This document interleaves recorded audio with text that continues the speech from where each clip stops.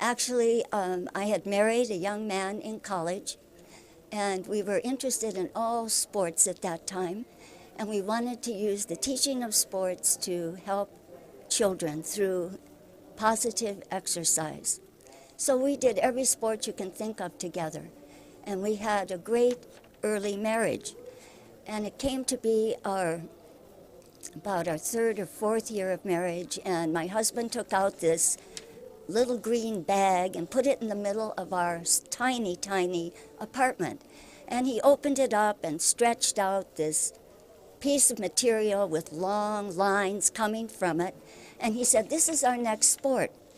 I didn't recognize this object, but I thought it looked interesting. So I said, "Well, what sport is that?" Well, my husband was an ex-paratrooper.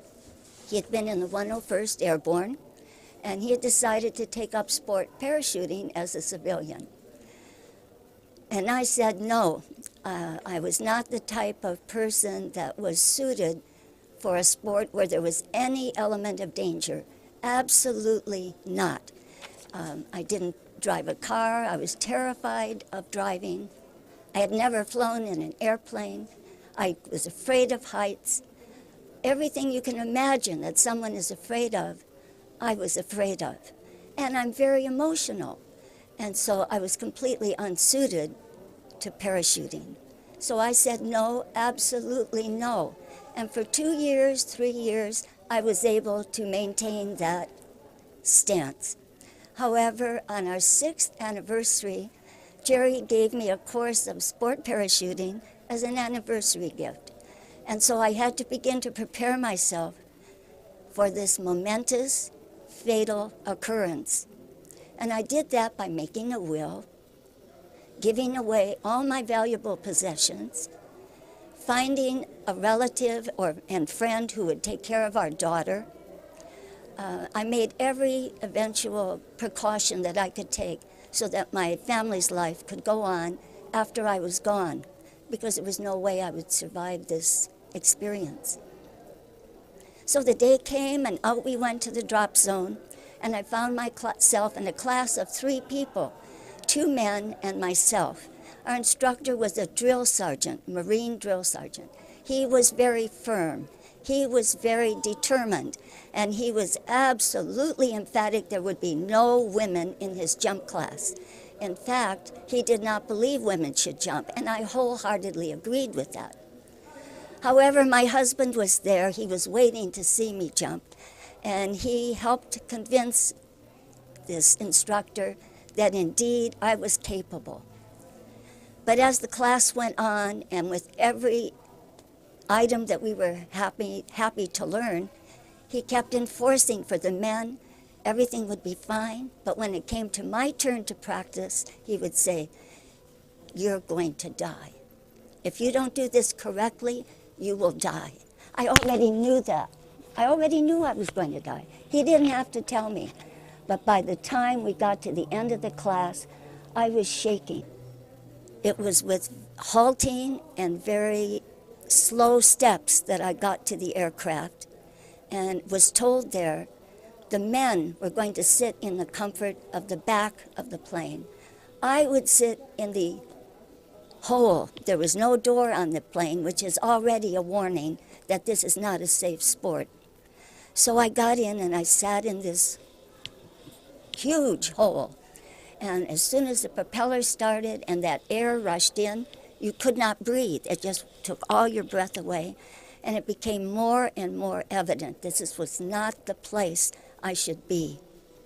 As we were climbing to jump altitude, the instructor would say, "Look out, lean out, and look at the ground so you get used to the elevation." There was no way I was going to look out at an increasing elevation, so I simply closed my eyes and put my head in the right direction. He never noticed. So up we went, and finally we got to jump altitude, and the plane flew across the drop zone, and I heard the commands, "On your knees." Well, that's a good beginning for any dangerous occupation, because you can pray on your knees, right? So it was easy for me to get on my knees. Then he said, "Get out." there's a tiny step as you exit the plane, and there's just enough room for you to put 1 foot, and then 1 foot is kind of dangling. But there are wing struts that you can hold on to. So I grabbed those wing struts for all I was worth. And my foot was in the right position, and I was actually out of the plane. When he said go, with great trepidation and in great terror, I jumped, but only with my feet. My hands were holding on for dear life. My feet trailed out behind me. The plane began to tilt, and the pilot had to fly the length of Elsinore Valley, turn around, come up the other side, and make another jump run. All the while, I am dangling from the wind struts. By the time we got to the target, the instructor leaned out, made a huge fist, and screamed at me if I did not let go this time, he would sock me off of the step. So, as he flew over the DZ and he said, go, I let go. I went over on my back, which was just the opposite of what we were supposed to do. We were supposed to look down and see the earth, a welcoming sight. When I looked up, I saw the sky. I couldn't tell where the target was. And at that point, I didn't care. Within a very short time, the parachute opened, and I was completely at home. I was relaxed because I knew I was safe. I could look for miles around. It was completely peaceful. The sound of the aircraft is quickly gone. And there you are, suspended in the deepest silence you can imagine. It was absolutely wonderful. It's almost the feeling of being in church. It was something you never forget. I got the steering lines and began to move. I remembered to look for the target. I found the target and just aimed at it. The wind had come up and was blowing me further and further away from the target.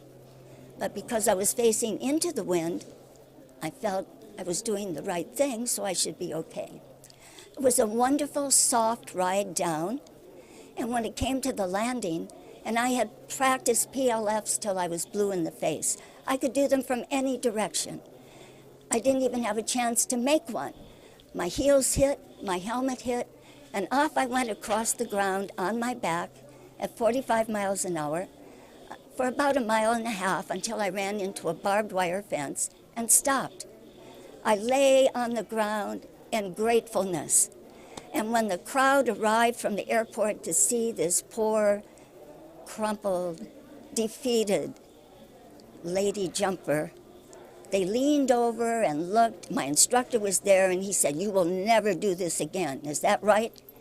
And I said, "I loved it. I can't wait to do it again." So that was my first jump. I was hooked already, but it turned out I was a terrible student. At that time, people had to make at least 3 static line jumps in order to graduate to free fall. I could not make a stable free fall, and so I remained on static line for 100 jumps. Everybody laughed when they saw me coming. No instructors wanted to work with me, and all I had was my own determination and the realization if I could learn to jump and be a good jumper and overcome all my fear and hesitation, I could probably face any fear or any terrible event that would come to me during my life. We finally found an instructor who was willing, and after watching me jump for 10 times, he decided that a harness jump would be good for me. He would leave the plane the same time I did, force me into a stable position so I could get the feel of it, and he thought that would help. That's what happened, and it was exactly the cure I needed. Once I had the feeling of being stable, I never lost it again. I never exited any plane that I was not stable. And after years and years of learning the basic skills and learning basic competition skills, I went to the U.S. Nationals and won in 1968. And being a gold medal in accuracy, a silver medal in style, and a gold medal for overall. And when they named the winners at the banquet, they called me first. Then they called the men's champion. The men's champion was one of those disbelievers at my first drop zone who actually had paid my husband $50 not to bring me back anymore because I was just a hazard to the sport and a fatality waiting to happen. He was the men's champion that year, and he looked at me and he said, "You can't be." And I said, "Yes, I am." And that was the beginning of my jumping and competitive international career.